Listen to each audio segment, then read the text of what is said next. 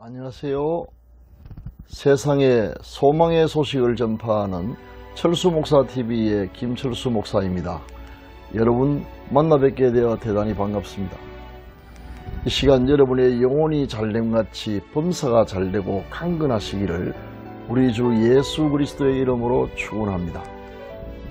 오늘은 담대해야 이긴다라는 주제로 여러분과 함께 생각을 해보는 시간을 가지겠습니다. 지금 세계는 미정유의 공포에 휩싸여 있습니다.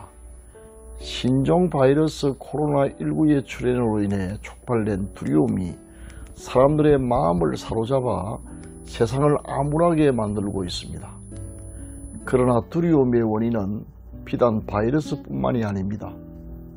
정체불명의 두려움을 포함하여 죽음에 대한 두려움, 사고에 대한 두려움, 실패에 대한 두려움, 미래의 불확실성에 대한 두려움, 거절에 대한 두려움 등등 헤아릴 수 없이 많은 종류의 두려움이 우리의 사방을 둘러싸고 있으며 마치 두굴 넘치는 넘실거리는 물처럼 심리적 인내심의 임계점을 넘나들고 있습니다.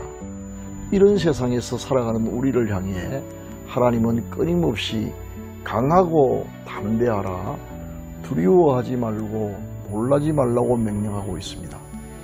요수아 1장 9절 상반절 말씀을 보면 내가 네게 명령한 것이 아니냐, 강하고 담대하라, 두려워하지 말며 놀라지 말라고 말씀하셨고, 요한복음 16장 33절 하반절 말씀에도 세상에서는 너희가 환난을 당하나 담대하라, 내가 세상을 이겼노라고 말씀하셨습니다. 오늘은 주제인 담대함과 관련하여 몇 가지 말씀을 나누고자 합니다. 첫째, 담대해야 할 이유입니다.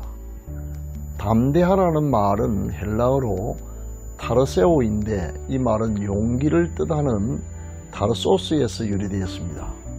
따라서 담대하라는 말은 용기를 가져라는 말과 같은 뜻입니다. 그리고 이 말과 반대되는 말이 두려워하다는 말입니다. 왜 하나님은 자기 자녀들에게 끊임없이 담대하라, 용기를 가져라고 명령하시는 걸까요? 우리가 담대해야 할 주요한 두 가지 이유가 있습니다. 소극적인 이유와 적극적인 이유입니다. 소극적인 이유는 두려움이 주는 폐해 때문입니다. 두려움은 우리에게 어떤 폐해를 끼칠까요? 성경 욥기 3장 25절에 보면 내가 두려워하는 그것이 내게 임하고 내가 무서워하는 그것이 내 몸에 미쳤구나 라는 말씀이 있는데, 이는 우리가 평소에 두려워하는 일이 현실이 되어 우리 자신에게 실제로 일어난다는 것입니다. 욥은 경건한 사람이었지만 평소에 혹시 내가 받은 물질적 축복을 잃어버리는 것은 아닐까? 질병이 찾아오면 어떻게 하지 하면서 늘 두려워했었는데, 그가 두려워했던 그 일이 현실이 되어 그 막대한 재산과 자녀, 그리고 심지어 자신의 건강마저 다 잃어버리게 되었던 것입니다. 두려워하는 것이 현실이 되어 나타난다니 이 얼마나 끔찍한 일입니까? 그러나 두려움이 주는 폐해는 그것뿐만이 아닙니다. 사람을 두려워하게 되면 올무에 걸리게 되고 결국 두려워하는 대상에게 지게 되기도 합니다. 담대해야 할 적극적인 이유는 담대함이 가져다주는 엄청난 유익 때문입니다. 담대함은 우리 삶의 모든 영역에 승리를 가져다줍니다. 세상은 담대함을 가진 용기 있는 자들에 의해 변화되고 발전되어 왔습니다.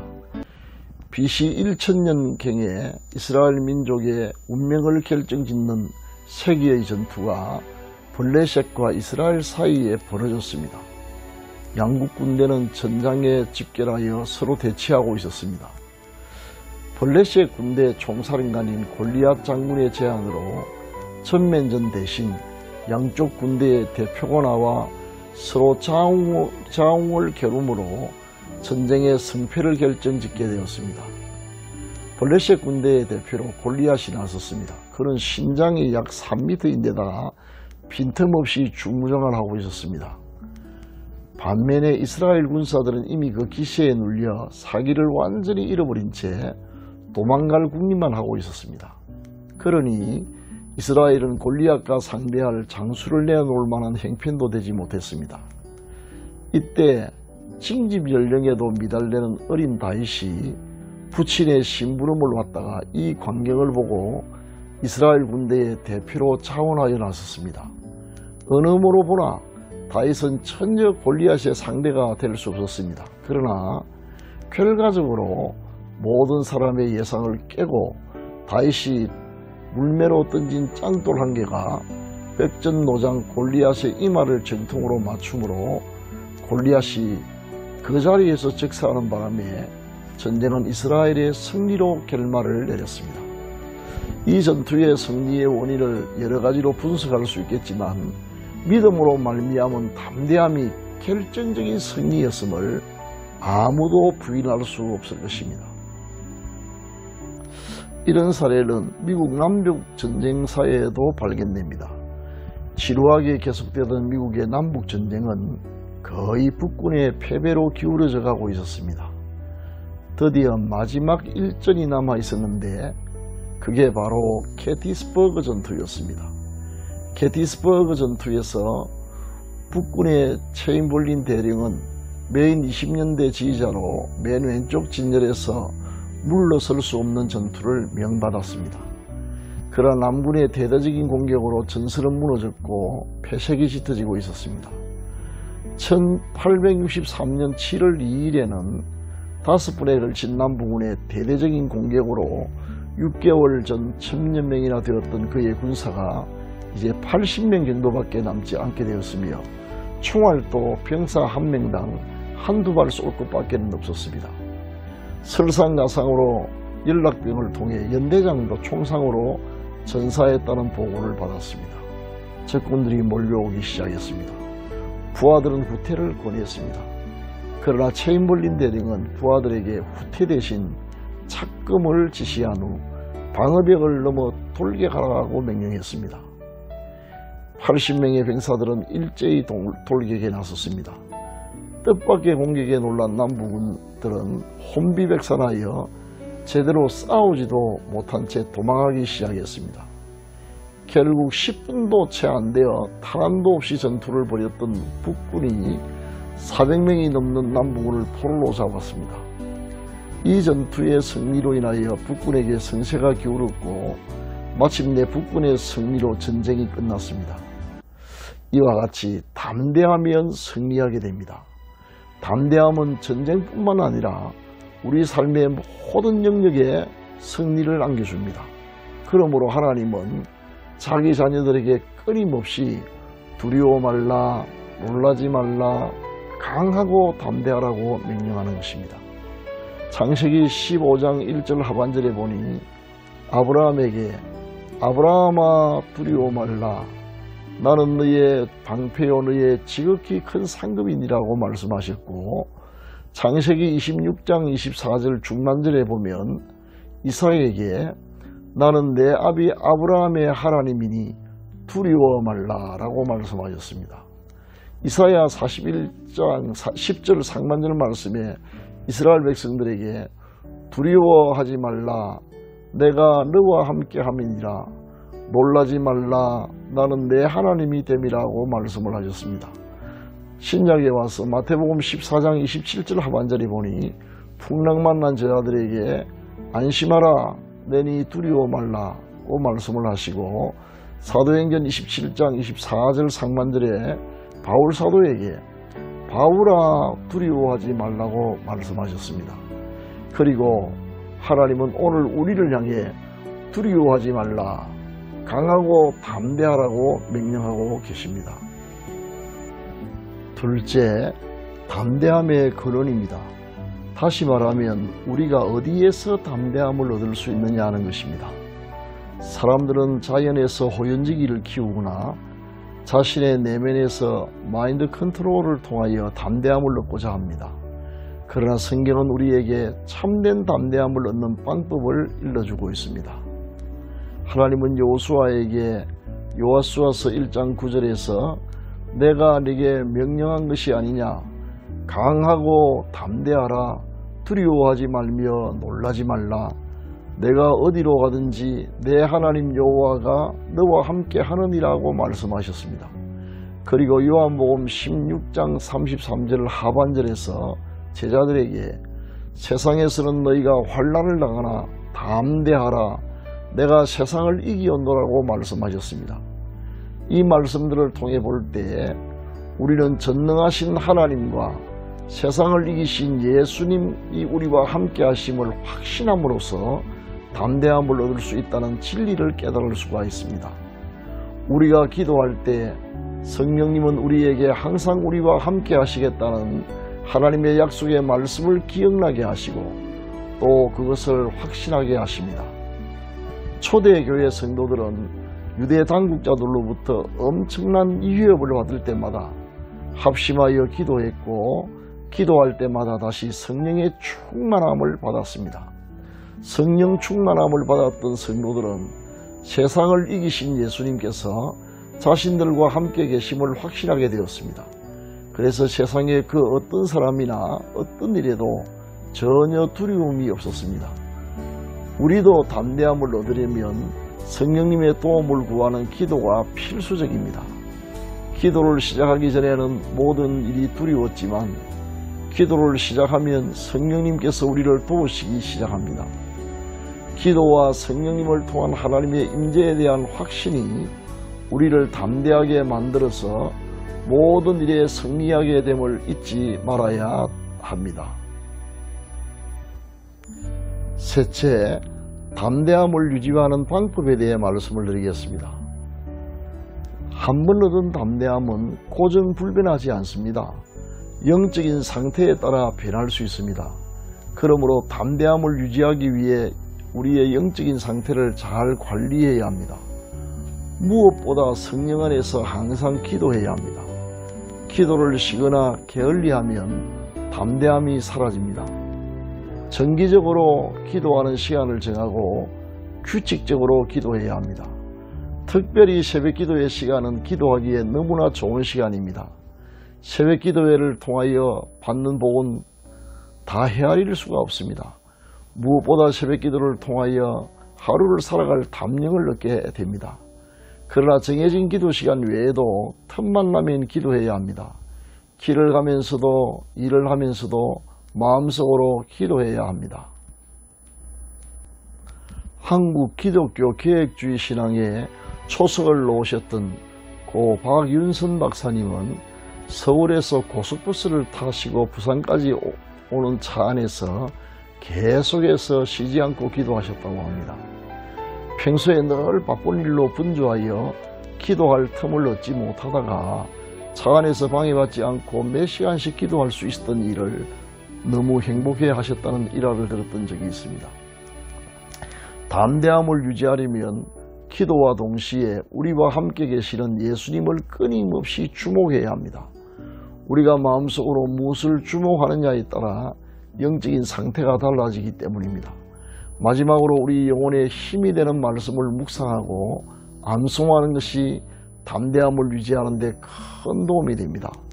암송 카드를 만들어서 시간만 나면 암송함으로 마음을 말씀으로 가득 채우시기를 바랍니다.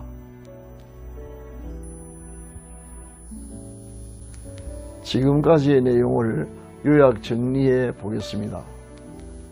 첫째, 담대해야 할 이유입니다. 두려움으로 인한 폐해를 막고 담대함이 주는 유익을 얻기 위해서입니다. 둘째, 담대함의 근원입니다. 우리의 담대함은 하나님께서 우리와 함께 하심을 확신하는 믿음에서 비롯됩니다. 셋째, 담대함을 유지하는 방법입니다. 끊임없는 기도와 예수님을 주목함과 말씀 묵상입니다. 사랑하는 성도 여러분, 담대하여 세상을 이기고 승리하시는 분들이 되시기를 기원합니다. 지금부터는 회복과 치유를 위한 기도의 시간입니다. 비록 짧은 시간 드리는 기도이지만 간절한 믿음의 기도가 반드시 응답될 줄 확신합니다. 혹시 병이 있으신 분은 한부에 손을 얹으시고 다른 소원이 있으신 분들은 두 손을 포개어 가슴에 얹으시기를 바랍니다. 이제 기도를 시작하겠습니다. 우리와 항상 함께 계시는 하나님, 크신 은혜와 사랑을 감사드립니다. 우리의 모든 허물과 죄를 용서하여 주시고 우리 마음속에서 모든 두려움을 쫓아내시고 성령이 주시는 담대함을 주옵소서. 하나님께서 주시는 그 담대함으로 모든 일에 승리하게 하옵소서. 한부의 믿음으로 손을 얹어사오니 이 시간 머리 끝에서 발끝까지, 피부는 물론 내부의 모든 장기까지 예수 그리스도의 이름으로 다 치료하여 깨끗하게 하여 주옵소서. 마음의 소원을 아시는 주님, 우리의 소원이 주 안에서 이루어지게 하옵시고 올해가 우리 생애의 최고의 해가 되게 하옵시며 남은 여생 하나님의 영광을 위해 삶의 복음의 일꾼이 되게 하옵소서. 우리 구주 예수 그리스도의 이름으로 기도드립니다. 아멘. 사랑하는 시청자 여러분, 오늘은 여기서 아쉬운 작별의 인사를 나누어야 하겠습니다.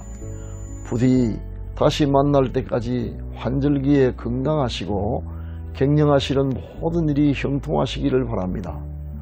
또 주 안에서 늘 강하고 담대하시기를 기원합니다. 감사합니다.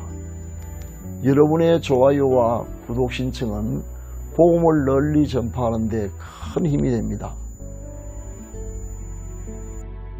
이제 성경을 몇 구절 인용하고 마치겠습니다. 여호수아서 1장 8절 말씀입니다. 내가 내게 명령한 것이 아니냐. 강하고 담대하라. 두려워하지 말며 놀라지 말라.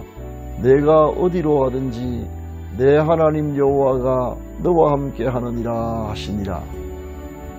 다음은 요한복음 16장 33절 말씀입니다. 이것을 너희에게 이르는 것은 너희로 내 안에서 평안을 누리게 하려 함이라. 세상에서는 너희가 환난을 당하나 담대하라. 내가 세상을 이겼노라.